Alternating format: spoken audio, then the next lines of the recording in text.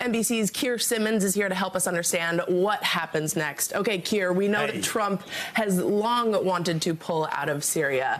And he's defending his decision to withdraw by saying that we've defeated ISIS in the region.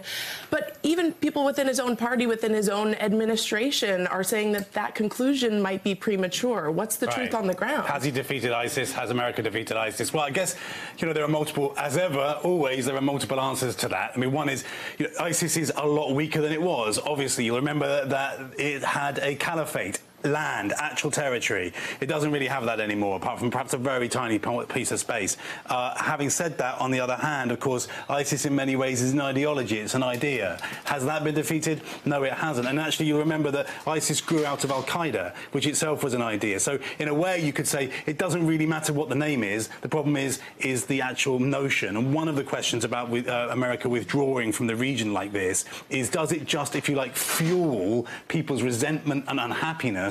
And does that fuel the notion of ISIS? Do we see either ISIS or another version of ISIS rise up like a kind of phoenix from the flames?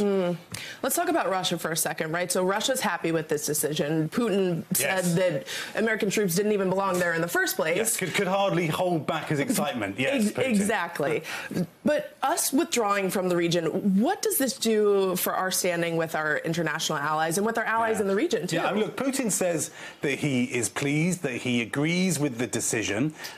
He says he agrees with the president. Generally, he, at the same time, and interestingly, was kind of trolling President Trump, saying, we'll see if the Americans really do withdraw.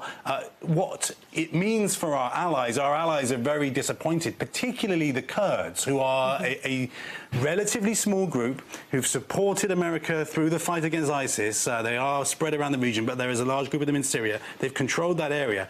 America pulling out kind of throws the Kurds to the wolves. So effectively, America's turning back on a crucial ally there. Other allies don't like that. I mean, as ever, the Middle East is an incredibly complicated place. So Turkey, an American ally, is pleased. It's what they wanted. Now, you'll remember that Turkey's has been putting pressure on Saudi Arabia. It's so complicated, it's hard to get the words out. Has been putting pressure on Saudi Arabia. Maybe there's a deal here that's being done with Turkey to say, you take the pressure of Saudi Arabia, we'll pull out of Syria the way you want it.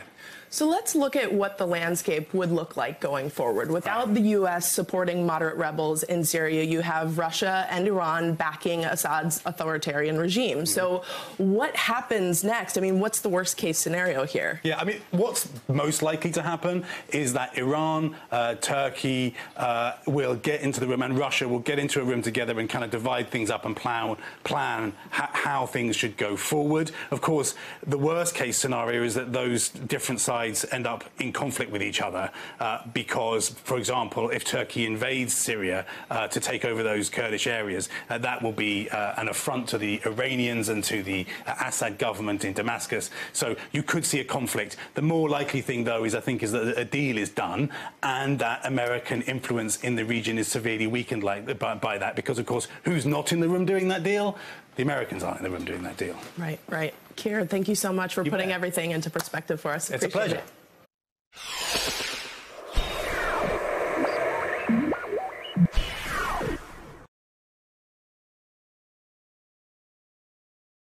Hey, NBC News viewers, thanks for checking out our YouTube channel. Subscribe by clicking on that button down here and click on any of the videos over here to watch the latest interviews, show highlights, and digital exclusives. Thanks for watching.